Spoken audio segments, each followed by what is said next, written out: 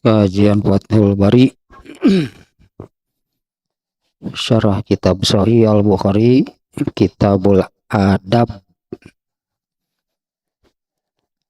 yang isinya tentang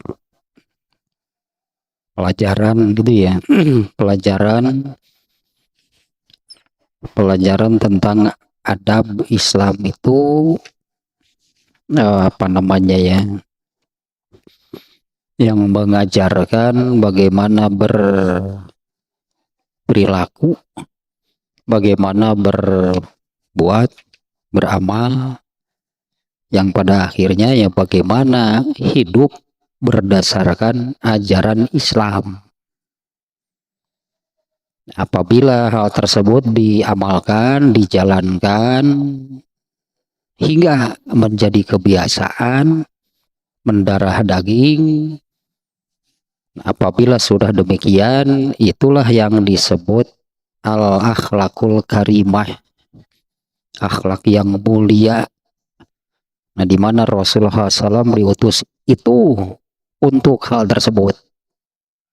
Ya, Rasulullah SAW diutus itu untuk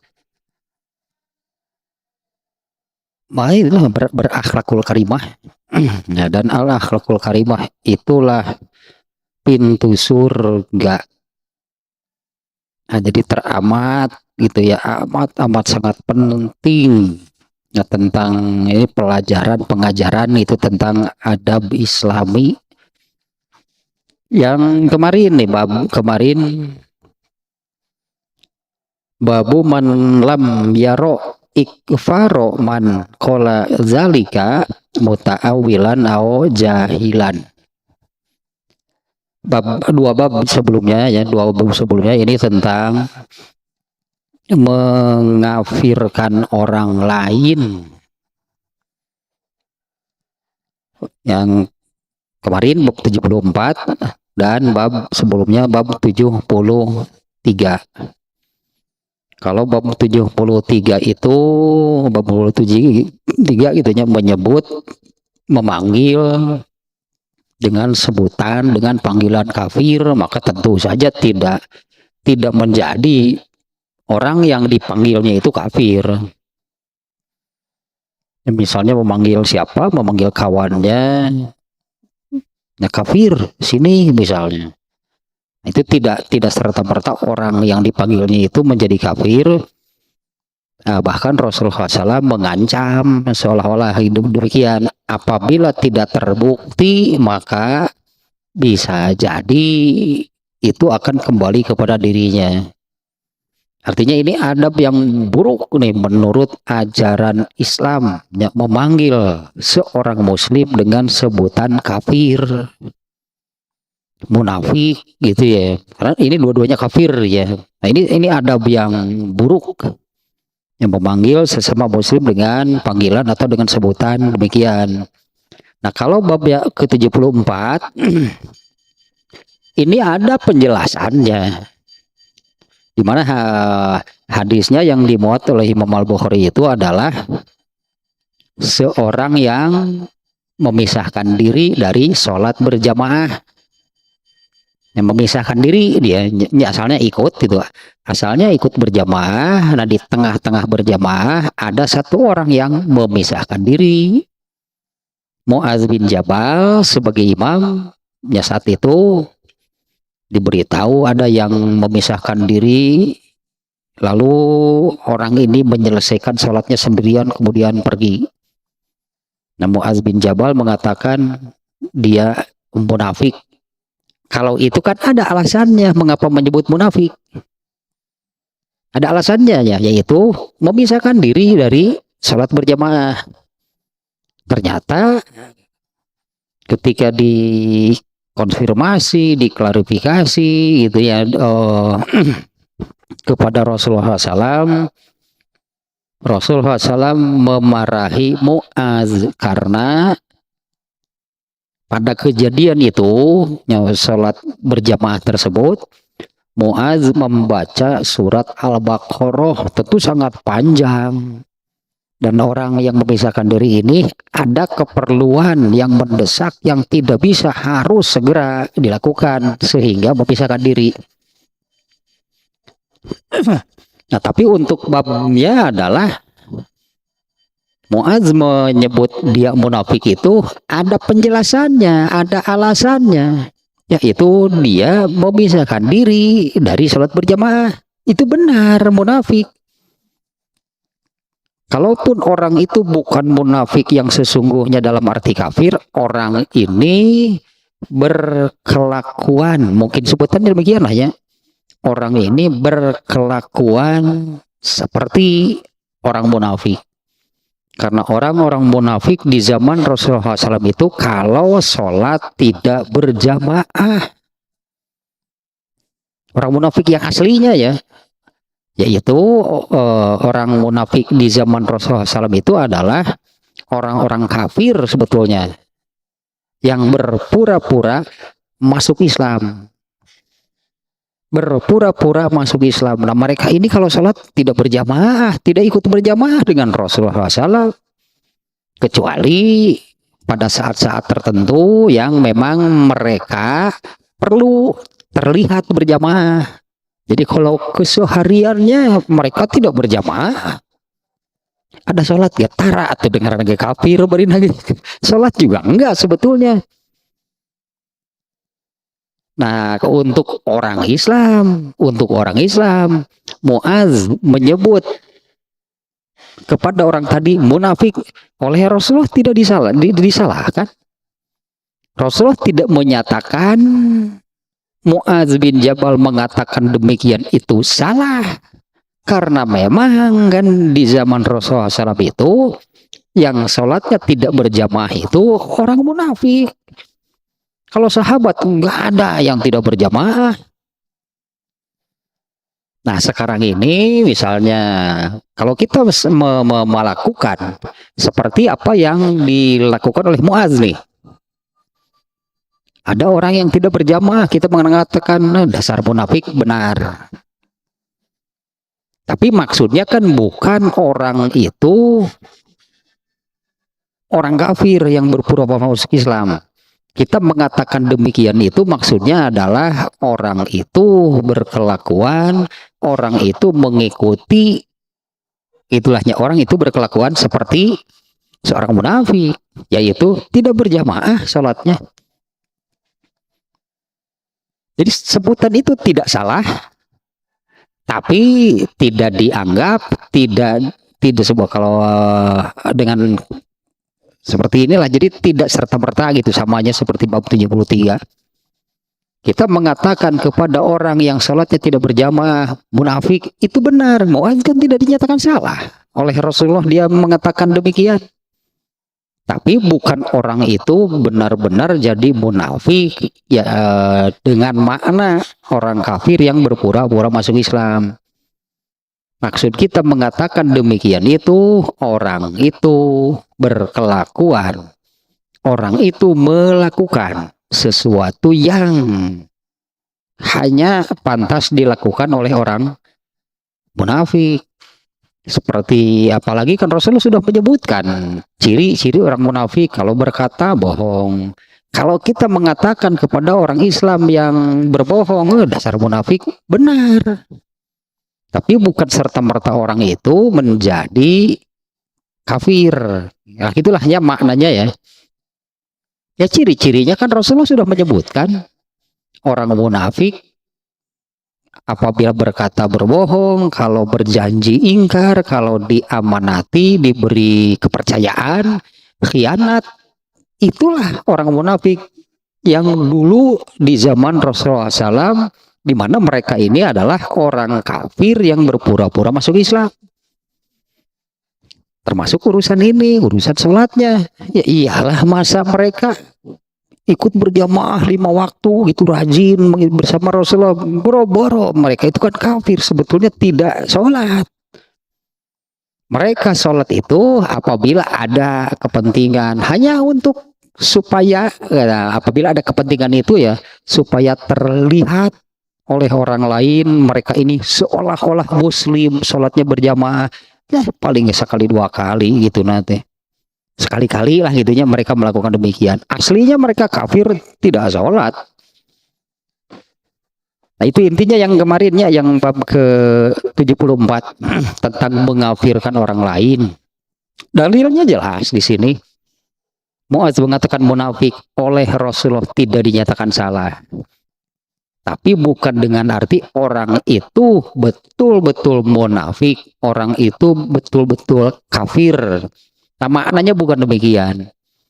Maknanya adalah sebutan itu tidak disalahkan oleh Rasulullah. Adapun sebutan munafik maksudnya bukan orang itu jadi kafir, tapi orang itu mengikuti, orang itu berkelakuan, lah sebut demikian lahnya, orang itu berkelakuan melakukan sesuatu seperti orang munafik. Nah, maknanya demikian. Nah, sekarang bab yang baru nih, ya, barusan sedikit ulasannya bab yang kemarin. Bab 75. Ini sangat penting. Sangat penting juga nih ya. Emang semuanya penting sih. Ini babnya seperti ini nih, bab 75 nih. Babu ma ya juzu minal golobi wal syiddati li amrillahi azza wa jalla wa qala Allah ta'ala auzubillahi minasyaitonir rajim jahidil kuffaro wal munafiqina wagluz alaihim. Babnya itu boleh, judulnya gitu ya, boleh marah, bahkan marah besar, itulahnya marah, bahkan marah besar, wasyiddatili amrillah, dan keras nih ya, keras, tegas untuk urusan Allah, artinya untuk urusan agama, berdasarkan firman Allah, wajahidil kufar wal munafikin, bersungguh-sungguhlah menghadapi, nah dalam menghadapi orang-orang kafir dan orang-orang munafik, wagluz alaihim, dan bersikap keraslah terhadap mereka. Nah, itu ayatnya ya, yang dijadikan dalil pokok oleh Imam Al-Bukhari, yang dimasukkan gitunya menjadi judul ayatnya yang ini. Imam Bukhari membuat judulnya adalah bab marah, bahkan marah besar, dan bersikap keras untuk urusan Allah nih, untuk urusan agama, artinya ya berdasarkan ayat ini ya, wajahidil kufar wal munafikina. Ayat naon nanti ya teh, belum saya buka, lupa nih. Kita lihat dulu nih ayat surat tersebut nih ya, di perintah Allahnya demikian ya, wajahidil kufaro, bersungguh-sungguhlah. Sebentar nih.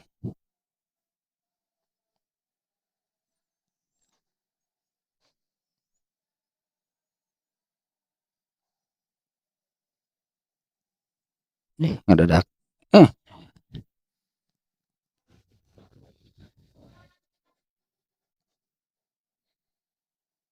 Surat At-Tahrim ayat 9. Ini lengkapnya seperti ini nih ayatnya nih ya, surat At-Tahrim ayat 9. Ya ayuhan nabi jahidil kuffar wal munafikina wagluz alaihim wa ma'wahum jahannama wa bi'sal masir. Wahai nabi, kalau di sini malah ini terjemahnya, ini perangilah orang-orang kafir dan orang-orang munafik dan bersikap keraslah terhadap mereka. Tempat mereka adalah neraka jahanam dan itu seburuk-buruknya tempat kembali. Judulnya demikian ya, kita belum ke hadisnya nih. Ini judul Imam Bukhari, bab godob itu marah besar, murka gitulahnya, marah besar, murka, dan bersikap keras untuk urusan agama nih, untuk urusan agama berdasarkan ayat. Nah, kita lihat dulu nih tentang kalau Allah itu punya rasa Ya Allah itu punya rasa. Allah suka gembira nggak? Ya Allah suka sedih nggak? Allah suka marah nggak? Itulahnya rasa itu maksudnya ya. Ada hadis yang menerangkan seperti ini nih. Hadis tentang ada beberapa banyak sebetulnya yang menerangkan Allah itu senang gitu ya. Allah suka. Allah bergembira. Di antaranya yang ini nih. Kegembiraan Allah itu sangat besar apabila ada hambanya yang bertobat. Allah itu merasa gitu ya, bergembira, bahkan kegembiraannya itu sangat besar apabila ada hambanya yang bertobat. Nah, Rasulullah menggambarkan kegembiraan Allahnya seperti apa? Lebih besar kegembiraan Allah dibandingkan dengan, nah biar kita punya gambaran ya besarnya kegembiraan Allah seperti apa. Lebih besar kegembiraan Allah dibanding melihatnya kalau ada hambanya yang bertobat. Lebih besar dibandingkan dengan seseorang yang kehilangan untanya di tengah padang pasir, di tengah gurun. Seseorang yang kehilangan untanya, di mana pada untanya itu segala perlengkapan, segala perbekalan gitulah ya. Untanya kabur, untanya hilang. Dia berada di tengah gurun yang melihat ke sekeliling saja nggak tahu harus kemana mengarah. Ya, di tengah gurun itu seperti di tengah laut. Kalau di tengah laut gitu ya, melihat ke sekelilingnya kan air. Terus kalau maksudnya mau ke daratan harus berenang ke arah mana? Mana tahu. Putus asa artinya pasti kalau seperti itu. Seseorang berada di tengah laut yang kalau kelihatan daratan tinggal berenang berarti kan. Ya, anggaplah tinggal berenang gitu lahnya. Kalau daratannya kelihatan. Nah, kalau daratannya tidak kelihatan terus mau ingin ke daratan itu harus berenang ke arah mana? Pasti sudah putus asa duluan. Nah, seseorang kehilangan untanya di tengah gurun.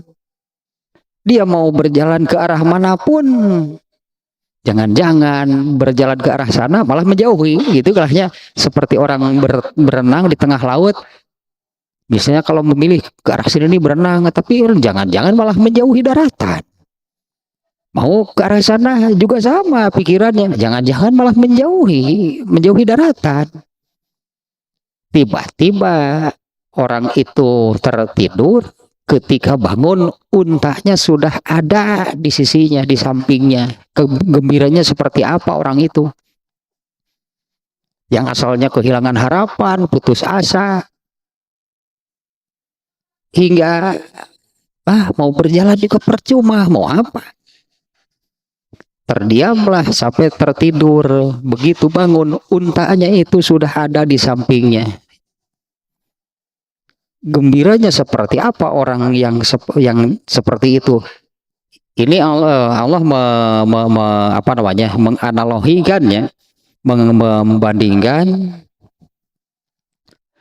rasa gembira Allah itu lebih besar dibandingkan dengan orang yang demikian. Nah, sekarang kalau Allah punya rasa atau Allah bisa marah nggak?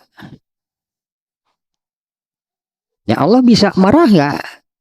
Iya, ini hadisnya nih. Mana atus di cirian sok leungit cirian teh. Nah, yang ini nih. Nah, ini hadis riwayat Muslim.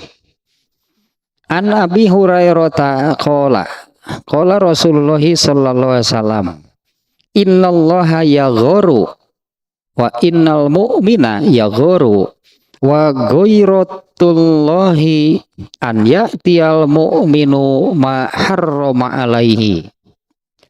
Sesungguhnya Allah itu Kalau di sini bahasanya sesungguhnya Allah itu memiliki rasa cemburu. Dan rasa cemburu Allah itu apabila seorang mukmin mengerjakan apa yang diharamkannya. Marah kan sebetulnya kan ya, padahal cemburu, marah. Allah itu marah besar. Murka gitu Allah itu kepada orang yang melakukan apa yang diharamkan atau kepada orang yang melakukan perbuatan dosa. Allah itu marah. Terus Allah bagaimana? Gitu ya. Terus Allah bagaimana nih? Setelah Allah menyatakan demikian, itulahnya Allah itu marah, gitulahnya. Allah itu murka apabila ada orang manusia atau hambanya, apabila ada hambanya yang berbuat dosa. Terus Allah bagaimana? Menyiksa, nggak ada yang lain. Allah pasti menyiksa orang-orang yang berbuat dosa. Kenapa Allah melakukan demikian? Artinya Allah marah kan? Allah itu murka.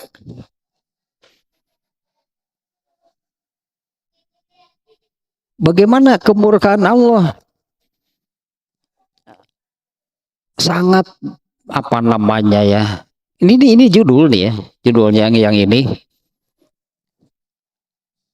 Kemurkaan Allah itu berat, sangat besarnya. Apabila Allah sudah murka, itulahnya, maka tidak ada satupun manusia yang sanggup itu untuk memikul, untuk menerima murka Allah. Nggak akan ada yang sanggup. Artinya Allah itu, murka Allah itu berat, keras nih ya untuk manusia. Nah, bab ini adalah nih Imam Bukhari ini murka, marah besar, murka dan keras. Kalau ini urusan agama, ya ternyata kan Allahnya juga maha keras. Allah bukan keras lagi, Allah maha keras. Ini yang ini nih ayat teta. Nah ini Allah marah besar berarti ini. Ayat yang ini la in syakartum la azidannakum wala in kafartum inna azabi lasyadid. Ini amat keras nih, Allah mengancam nih dengan redaksi demikian. La in kafartum, jika kalian kufur terhadap nikmatku, inna azabi lasyadid, ingat azabku amat berat. Allah itu maha keras. Tapi sekarang ini malah banyak gitunya yang seperti ini. Ketika ada seseorang yang bersikap tegas, bersikap keras dalam urusan agama, kan orang-orang malah ngomong gitu, wah si eta aliran keras. Aya yang nu kumaha tuh. Jadi ingin seperti apa? Sok baca ayatnya, ya silahkan baca ayat. Ada lagi satu hadis yang tentang Allah, bahasanya cemburu gitu ya.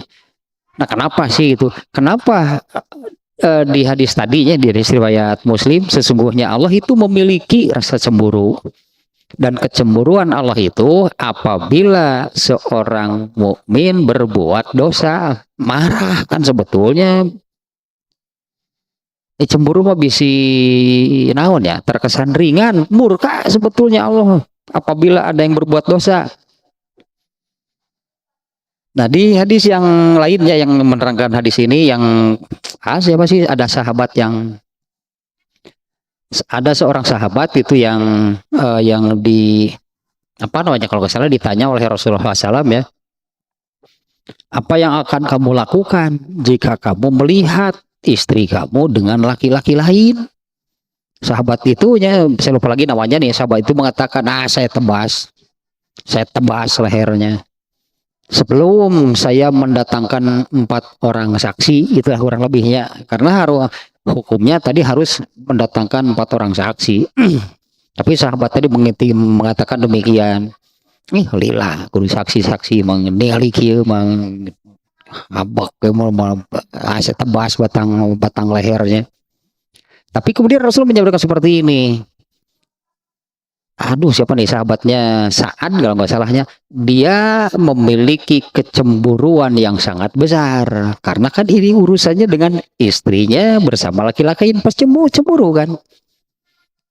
Nah, Rasul mengatakan dia kecemburuan, rasa kecemburuannya sangat besar. Tapi aku lebih besar dari dia, kecemburuan aku lebih besar. Kalau Rasulullah kan bukan melihat sebagai apa suaminya juga bukan. Kalau tadi Sa'ad kalau nggak salahnya, ini kalau Sa'ad kan suaminya.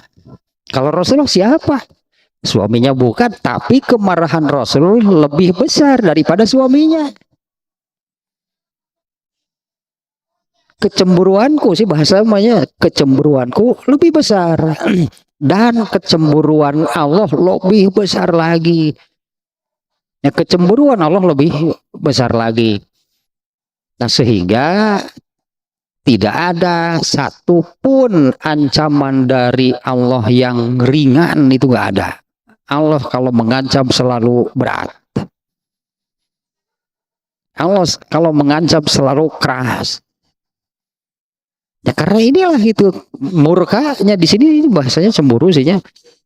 Dan Allah itu memiliki rasa marah gitulahnya. Allah itu bisa marah, Allah bisa murka.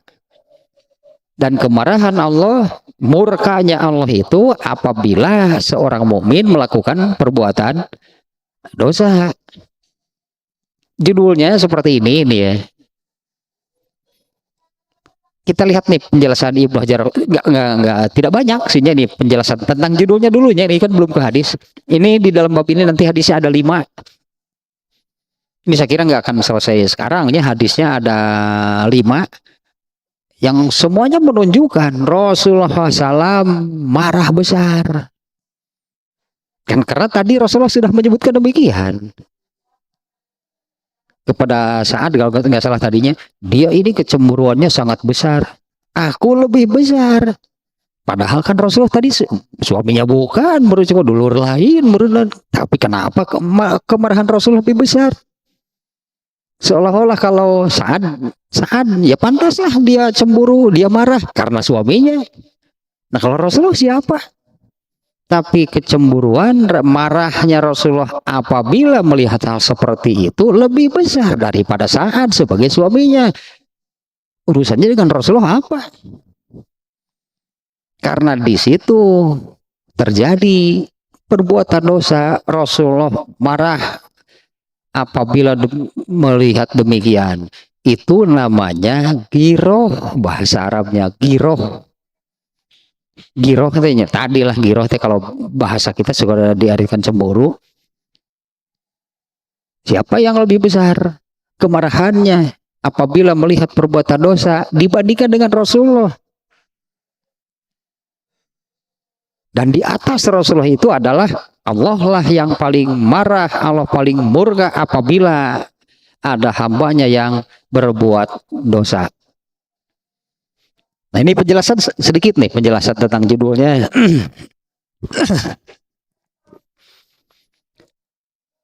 Kanal Bukhariya yushiru ila annal hadisal warida fi annahu sallallahu alaihi wasallam kana yasbiru alal aza innama huwa fi makana fi haqqi nafsihi. Ini bab ke-75. Nah di bab 71-nya sudah saya buka lagi nih. Bab 71 itu ini hadis babnya babu sobri fil aza, bab sabar ketika mendapatkan sesuatu, mendapatkan hal yang menyakitkan. Ya, sabar ketika mendapatkan sesuatu yang menyakitkan. Hadisnya yang menerangkan Nabi Sallallahu Alaihi Wasallam itu membagi ghanimah Rasulullah SAW membagi ghanimah. Ternyata ada sahabat muda yang ya itulah memunculkan isu, membisik-bisikan, mempengaruhi yang lainnya yang mengatakan bahwa ini pembagian tidak adil. Hal itu lalu dilaporkan oleh Ibnu Mas'ud.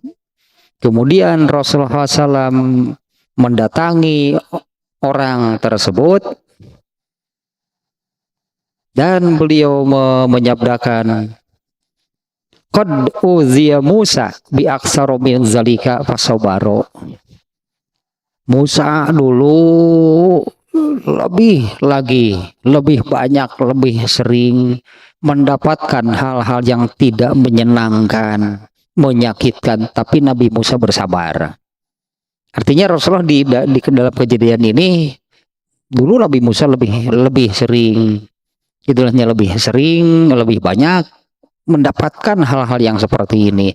Nah, Rasulullah SAW itu bersabar apabila hal itu berkaitan dengan dirinya.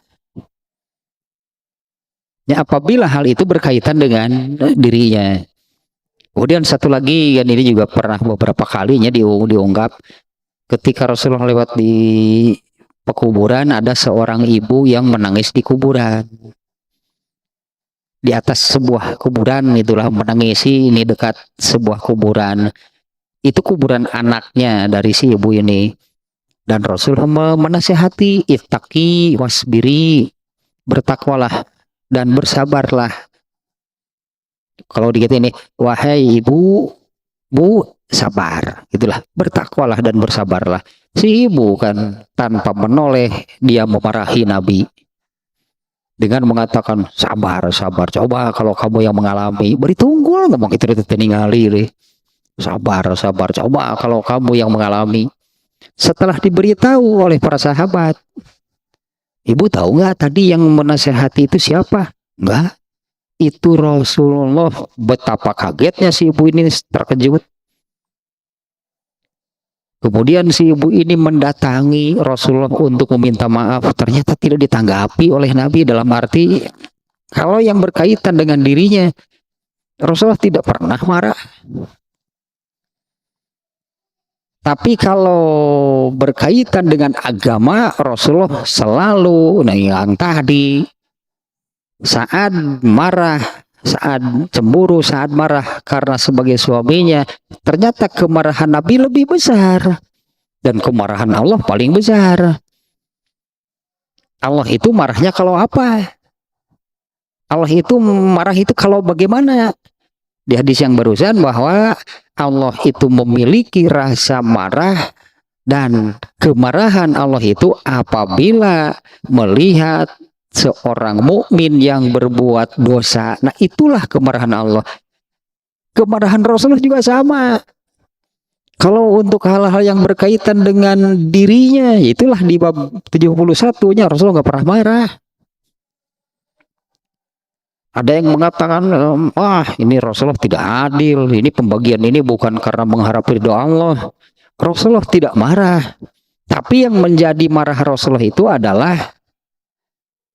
kalau kamu mengatakan aku tidak adil, Allah tidak adil, lalu yang adil siapa?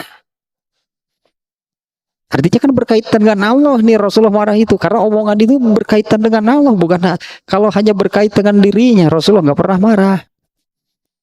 Si ibu tadi meminta maaf seolah-olah sudahlah itu enggak, jangan diambil hati, itulah menjadi kurangnya. Karena Rasulullah tidak sakit hati memang. Nah, Imam Bukhari dalam bab ini bermaksud bahwa nanti hadis-hadisnya gitu ya, ada 5. Pada hadis-hadis yang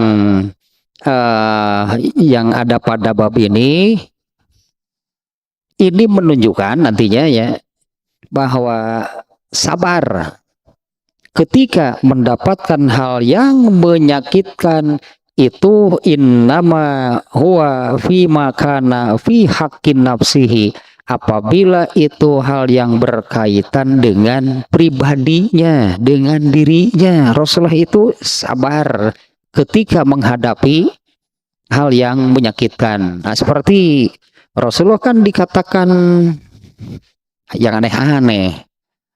Ya, Rasulullah SAW itu kan dikatakan yang aneh-aneh oleh Abu Lahab, disebut pembohong lah, disebut penyair lah, disebut gila, bahkan nggak ada kaitan dengan agama nih sebutan itunya. Sebutan itunya itu pribadi. Rasulullah SAW itu sekarang ini menjadi pembohong. Rasulullah itu sekarang ini menjadi penyair. Ya, karena ayat-ayat Quran ya yang dibacakan oleh Rasulullah. Dia itu sekarang sudah gila. Rasulullah marah nggak ada. Untuk kalau berkaitan dengan dirinya Rasulullah tidak marah. Tapi kalau untuk urusan agama, kemarahan Rasulullah itu yang tadilah gambarannya lebih daripada kemarahan Sa'ad kepada istrinya. Padahal kalau Sa'ad marah besar pantas karena dia suaminya. Tapi kemarahan Rasulullah lebih besar. Mengapa seperti itu? Karena di situ terjadi perbuatan dosa. Rasulullah itu pasti marah, pasti murka. Kenapa demikian? Karena Rasulullah pasti akan sejalan dan mengikuti Allah. Kemarahan Allah, murka Allah itu apabila melihat ada hambanya yang berbuat dosa, ya iyalah Rasulullah pasti marah. Karena Rasulullah itu pasti mengikuti Allah, pasti sejalan dengan Allah. Nah, maka pada bab 71 ya yang dikatakan sabar ketika mendapatkan hal yang menyakitkan itu apabila berkaitan dengan pribadinya, dengan dirinya. Wa amma iza kana lillahi ta'ala fa innahu yatamassalu fihi amrullahi binashiddah. Tapi apabila sesuatu itu berkaitan dengan Allah, maka Rasulullah SAW itu mengikuti. Rasulullah SAW itu mencontoh Allah dalam hal Rasulullah akan bersikap keras dan rasa marahnya pun sangat besar. Mengikuti Allahnya demikian, yaitu Allah memiliki rasa cemburu. Allah bisa disebutnya Allah itu bisa marah, Allah bisa murka, dan Allah marah dan murka itu apabila melihat hambanya berbuat dosa. Jadi wajib, sebetulnya wajib ya bersikap keras dalam urusan agama. Kan Allahnya juga demikian, kan nabinya juga demikian. Nah, itu yang tadi di kita ini apabila ada yang keras, tegas, oh itu aliran keras. Cigurang teh yang kumaha gitu, ari Allah kumaha. Kan Allah amat sangat keras.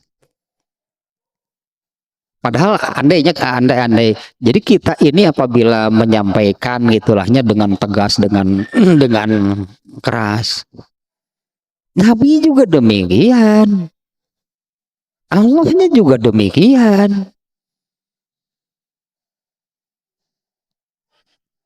Kalau tidak demikian artinya ya tidak mengikuti Nabi, tidak mengikuti Allah.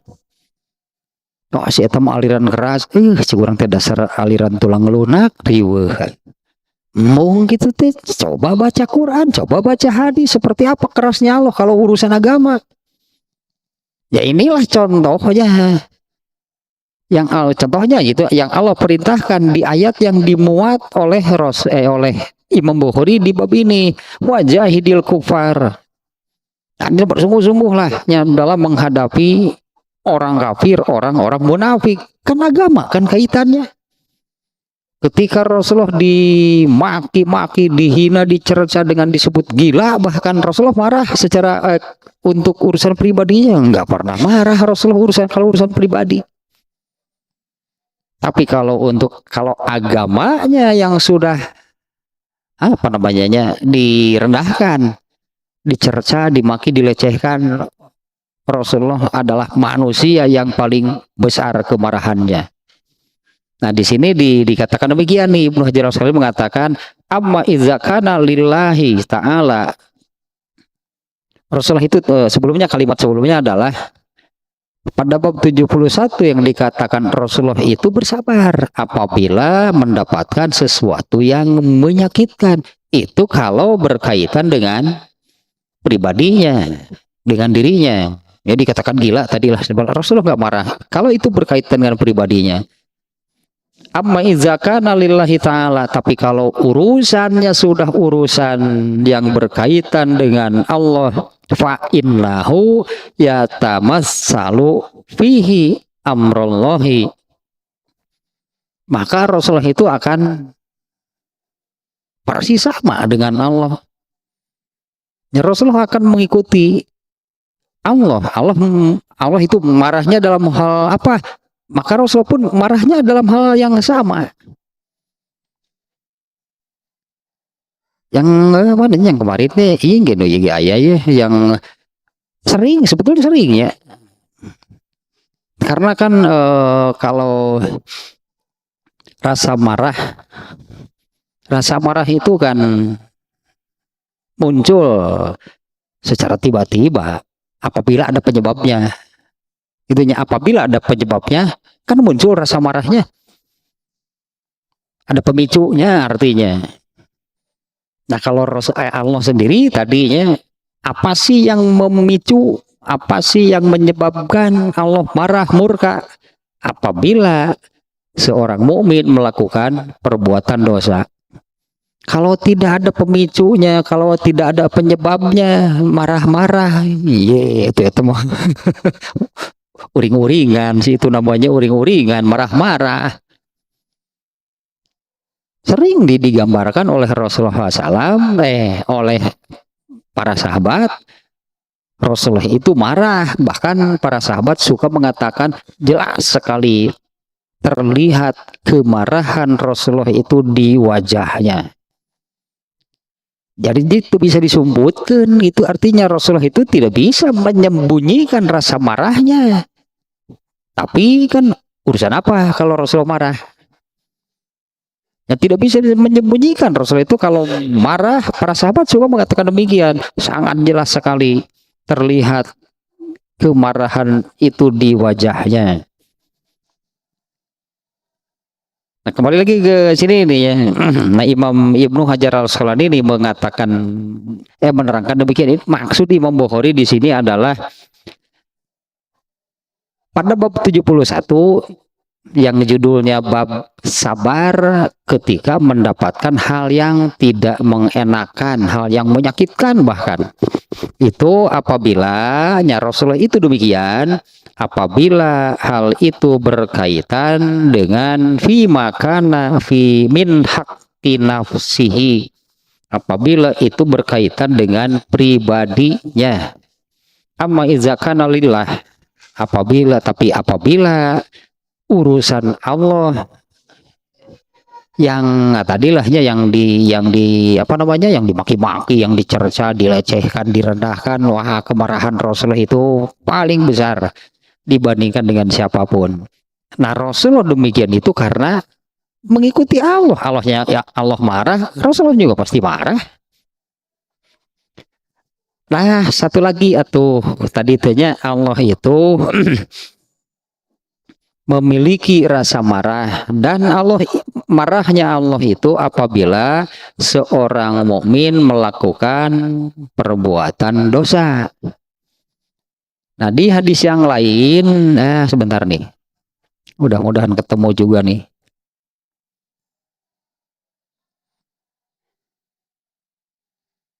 Nah, ini hadis riwayat At-Tirmizi.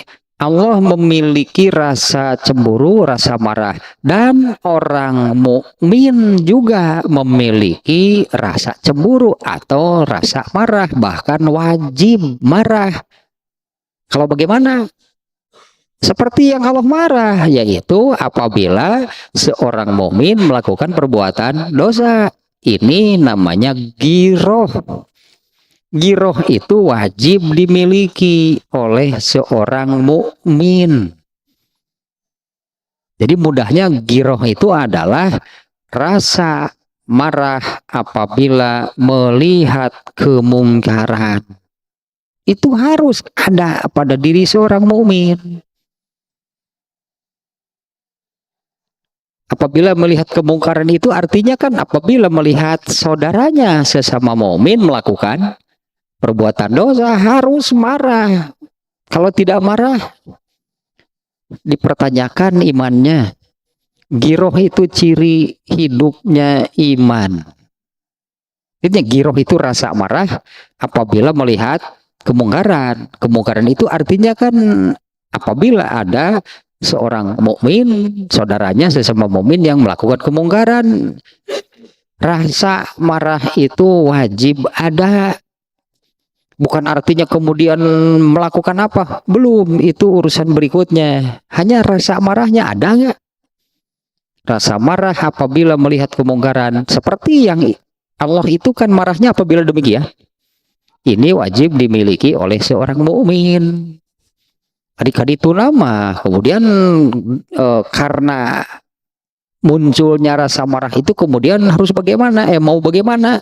Bisiwer ditewak dulu dihihidan teh, kata mana? Kata beda, kata marahnya dulu. Kan Allah juga murkanya dulu yang muncul. Nah kemudian apa sih yang dilakukan Allah kalau Allah murka? Allah pasti menyiksa. Kan itu berikutnya. Nah seorang mukmin juga demikian. Yang awal adalah girohnya dulu, ada nggak di dalam hati? Yaitu rasa marah apabila melihat kemungkaran. Ini wajib dimiliki oleh seorang mukmin. Marahnya pun dapat pahala. Belum apa yang dilakukan belum ya, tapi ada nggak nih rasa marah apabila melihat kemungkaran? Muncul rasa marah, dapat pahala. Karena itu sejalan, itu sesuai dengan Allah. Kalau sebaliknya berdosa, kebalikan dari pahala mah dosa. Seorang mukmin apabila melihat kemungkaran deh, ngambek, tenaon hari-hari lempeng we, dosa teh seorang mukmin. Dan di samping itu giroh, ada rasa marah apabila melihat kemungkaran, itu ciri hidupnya iman di dalam hati seseorang. Ya, giroh itunya ciri hidupnya iman seseorang. Nah sekarang hadisnya nih, jadi babnya ini demikian ya, jadi memang harus nih godom marah murka giroh lah di hadis yang tadi mah. Apabila berkaitan, Imam Bukhari pun menyebutkan di sini al godob wasyiddah, marah besar, bahkan murka, wasyiddah dan apa namanya tadinya tegas keras, li amrillah, untuk urusan Allah, atau kalau itu berkaitan dengan urusan agama. Allah yang mencontohkan demikian, Allah memerintahkan demikian kepada nabinya. Tapi ketika melakukan demikian, kita melakukan demikian, saya tambah garis keras. Acik urang teh hayang nu kumaha atuh, mesti usah baca atuh ayat aku sorangan. Udah ngerti deui maca ayat teh lempeng we, padahal Allah teh tipe pereket teh nyarekan teh. Padahal di ayat itu Allah itu marahnya itu marah besar. Baca sorangan dah gitu lempeng we. Teu nyangket-nyangket udah ngerti itu. Hari dipengerangkeun, sia teh arilan keras we. Maneh tulang lunak cek urang teh tulang lunak. Andai gitu nya. Ya karena ya Allah itu gaib. Ya disinilah gitu nya. Ya inilah apa namanya ya skenario. Inilah sistem. Inilah ketetapan gitunya yang ditetapkan oleh Allah. Allah kan gaib. Allah tidak terlihat, Allah tidak terdengar. Tapi kan Allah bicara, di mana firman bagi bahasa Indonesianya, firman Allah, ucapan Allah, kalam Allah itulah yang ada di dalam Al-Qur'an. Nah, itu yang ada di dalam Al-Quran, yang diwakili gitulah, diwakili nih dengan apanya Allah memilih bahasa Arab gitu ya, yang diwakililah dengan bahasa Arab, dengan grammarnya, dengan tata bahasanya, itu mewakili ayat-ayat Al-Quran, diwakili dengan tata bahasanya. Apabila nih memahami tata bahasanya, Allah itu sering andai bicara langsung, entah seperti apa Allah, tipe peraket, tipe bergegna muncik orang mah, ketika mengancam manusia itu sambil melotot, sambil nunjuk mun ngarti mah ayat nanti, tapi dari mana tekan lempang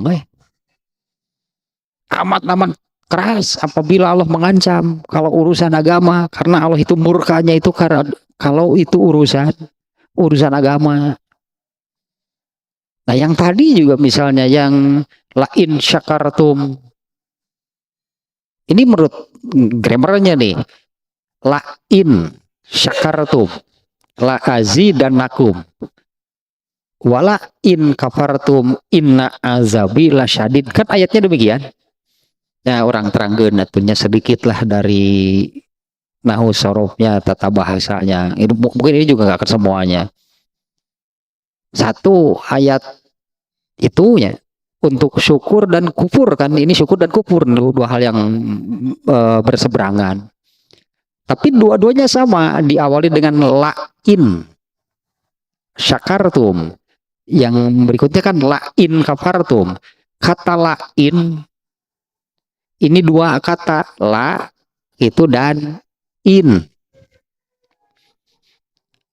La di sini ini sebagai pengganti dari sumpah. Allah sampai bersumpah berarti ini dalam hal ini. Anggaplah kalau manusia yang bersumpah kan begini, demi Allah, kalau gitu dah bicara di sini Allah bersumpah.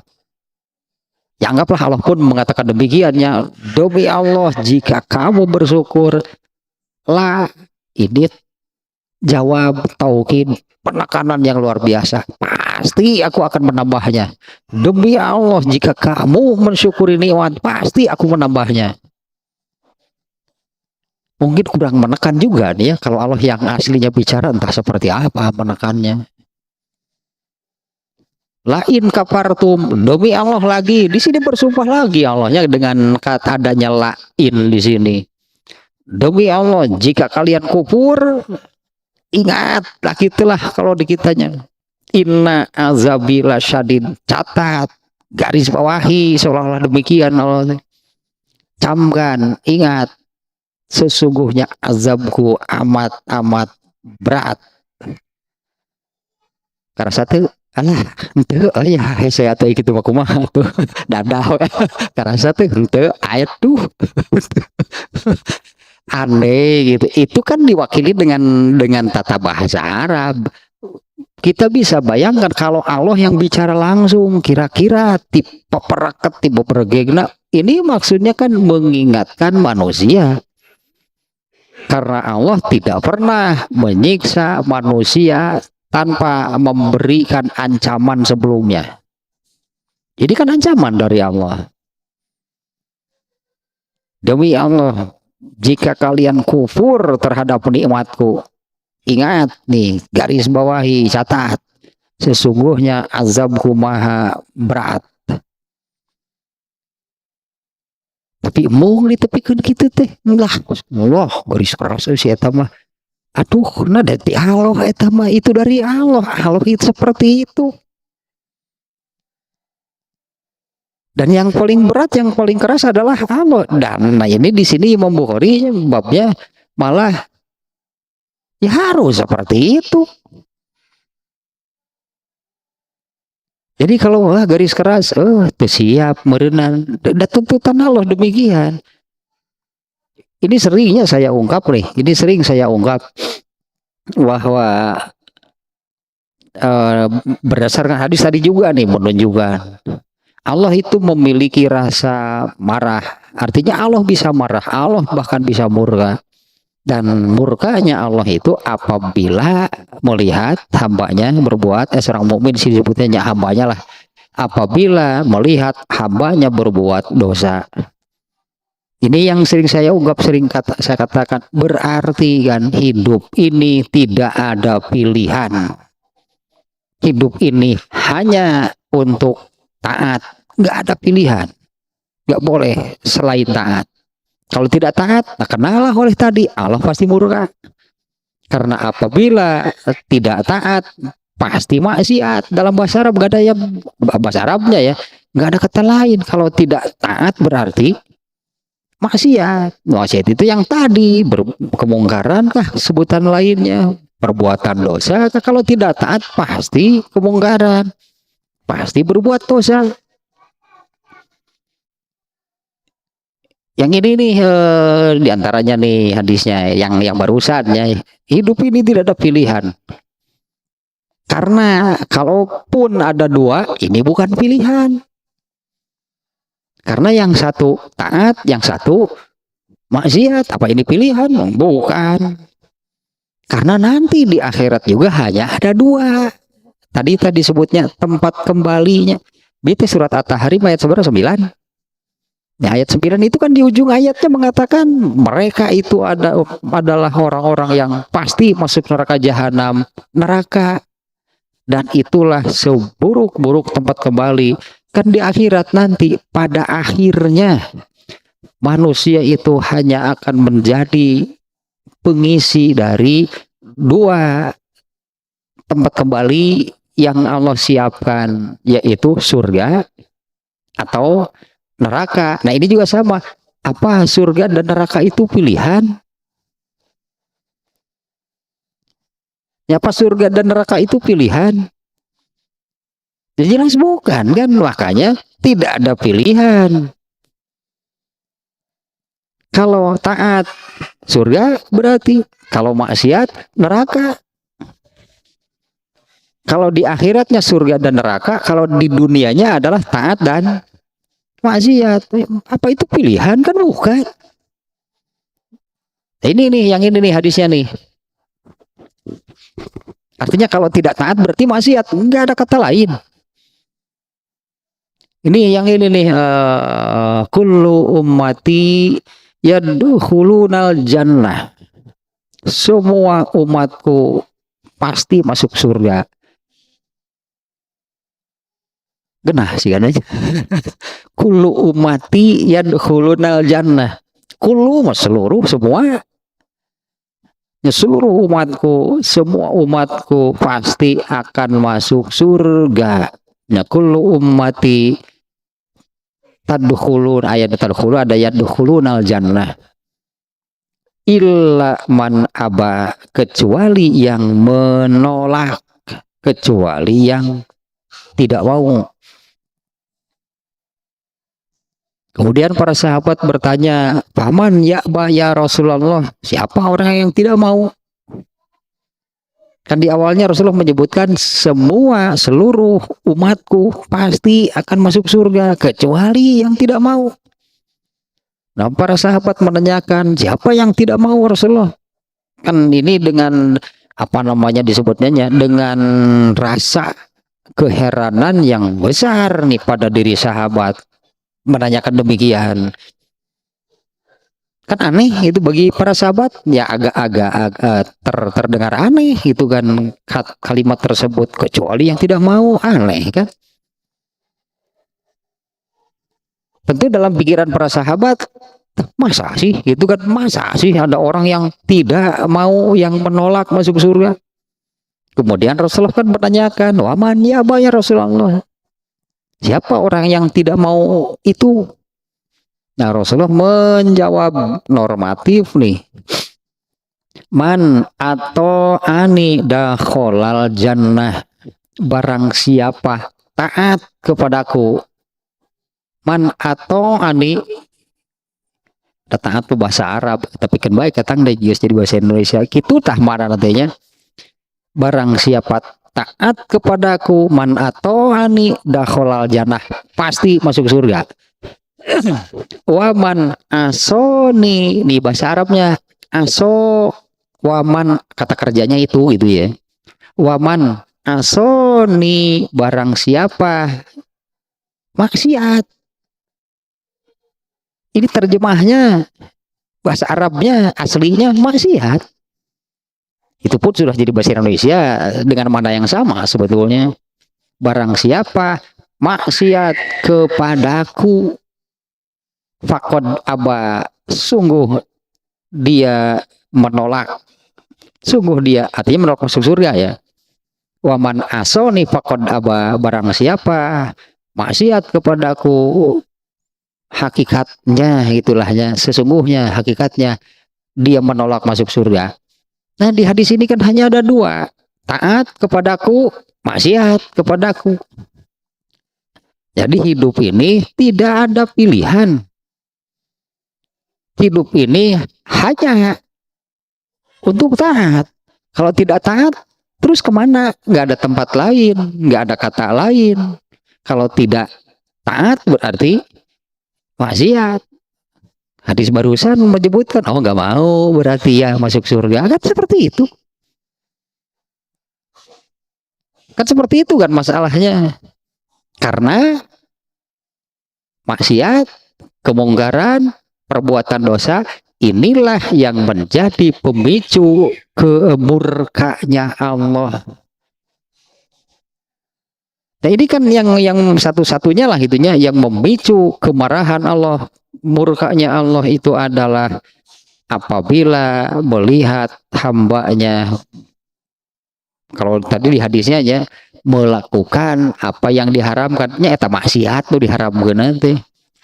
Apapun bentuknya ya, dengan seluruh, karena sangat banyak ragamnya lah ya yang disebut perbuatan dosa, kemungkaran atau perbuatan maksiat. Yang kemungkaran, yang apa namanya, yang bagaimanapun pokoknya inilah yang menjadi pemicu murkanya Allah. Jadi tidak ada pilihan. Hidup ini hanya untuk taat. Hidup ini harus itulah taat kepada Allah dengan jaminan, bahkan sebutannya jaminan lah ya, dengan jaminan disebut barusan, man atau ani dakholal jannah, barang siapa taat kepadaku pasti masuk surga. Taat itu jaminan lah, seolah-olah itu jaminan bagi orang-orang yang taat. Sebaliknya maksiat, kemungkaran, perbuatan dosa, nah inilah yang menjadi pemicu murkanya Allah. Dan Allah dalam hal ini sangat keras. Ya, dalam hal ini Allah sangat keras. Rasulullah juga sangat keras.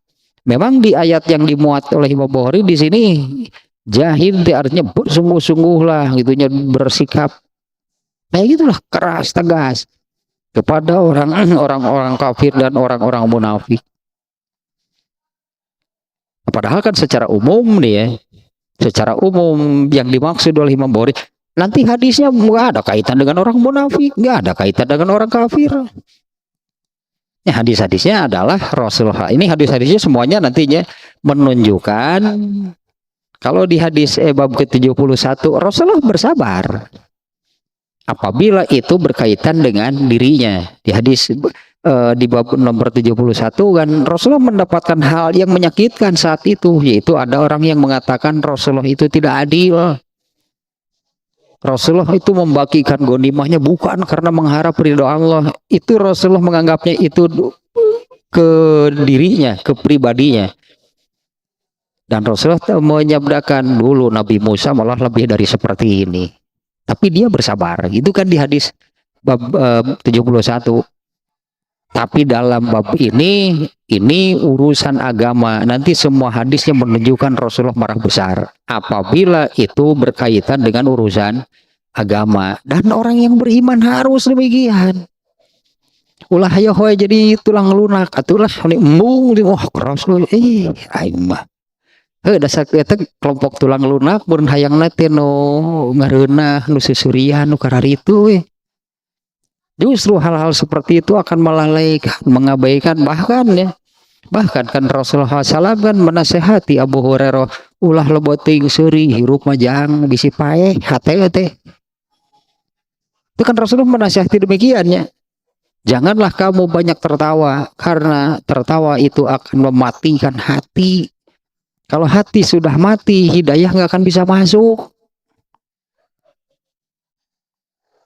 Kalau hati sudah mati, sudah keras gitulahnya, gitulah sebut yang hati yang mati itu adalah kalau hati sudah mati, sudah keras, mana mungkin hidayah bisa masuk, Islam bisa masuk, ajaran Islam itu bisa masuk, nggak akan. Karena Allah menggambarkan di sebentar teh Al-Baqarah sebenarnya 77 atau hiji 77 yang ini nih. Sekeras-kerasnya batu cadas, selalu saja ada celah untuk air bisa mengalir. Karena kita juga sering melihat kalau ada tebing batu, ada itunya bekas aliran air. Sekeras-kerasnya batu cadas, ada saja celah untuk air gitulah, untuknya ada celahnya untuk air bisa masuk kemudian mengalir. Tapi hati manusia kalau sudah keras, lebih keras dari batu cadas itu, nggak akan ada celah untuk hidayah bisa masuk. Nah, etate di antara penyebabnya Rasulullah SAW menasehati Abu Hurairah, jangan terlalu banyak tertawa, karena banyak tertawa itu akan mematikan hati. Ulah leboting seserian, yang hirup tuh dalam detik keserian tuh hirup. Apalagi dengan hadis yang ini kan nih, itu lagi nih ya. Waktu kejadian gerhana, waktu sholat gerhana, sedang sholatnya nih, Allah memperlihatkan surga dan neraka. Setelah selesai sholat, kemudian kan khutbah gerhananya kan urutan ibadah gerhana kan demikian. Setelah sholat gerhana, kemudian Rasulullah khutbah. Pada waktu khutbahnya Rasulullah menyabdakan, ini di dalam khutbahnya, andai kalian melihat apa yang aku lihat, yaitu tadi surga dan nerakanya ketika sholat. Andai kalian melihat apa yang aku lihat, pasti kalian lebih banyak menangis daripada tertawa. Atau mungkin kalian gak akan bisa tertawa sama sekali. Kuduna lebat cerik hirup teh lain hoyo we. Keur ngaji wae kudu bari seserian. Itu kumaha itu. Dibere nu keras. Wah, sia mah aliran keras dasar aliran tulang lunak cikur teh badang presto. Kudu nu haripu wae, kudu nu geunah nu karana itu. Rek iraha sadarna. Ini nih judulnya demikian nih soalnya nih, Allah sangat keras. Rasulullah ternyata mengikuti Allah. Rasulullah keras kalau urusan agama. Kalau urusan pribadi Rasulullah malah nggak akan menganggap apa-apa. Tapi kalau sudah urusan agama Rasulullah akan mengikuti Allah. Dan orang yang beriman pun harus demikian. Itulahnya orang yang beriman pun harus demikian. Digambarkan di dalam hadis yang tadi. Allah itu memiliki rasa cemburu, dan orang yang beriman pun demikian.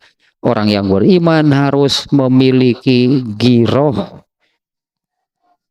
Nah, itulah yang giroh itunya yang memunculkan rasa marah. Yang kemungkaran, melihat kemungkaran itu perbuatan dosa, itulah yang. Dan orang yang beriman nggak boleh ada tidak boleh permisif, tidak boleh toleransi. Kalau urusan seperti itu tuntutnya adalah tegas dan keras. Ini urusan agama. Setelah berarti acarnya hadis namanya kan judulnya wungkul nih. Nah judulnya nggak ketang itu dah perlu penekanan ditanya. Ya perlu penekanannya karena ya jangan sampai jangan sampai Allahnya begitu keras, nabinya pun begitu keras, umatnya malah nggak mau kalau ada yang keras. Padahal tuntutan dari Allah dan Rasulnya demikian. Dan nantilahnya hadisnya ada 5 nih hadisnya nih. yang menunjukkannya, pokoknya menunjukkan seperti itulah Rasulullah itu girohnya paling besar. Ya, Rasulullah itu adalah manusia gitunya yang girohnya, rasa marahnya paling besar, dan Rasulullah keras, tegas kalau ini urusan agama. Itulah contoh dari Rasulullah.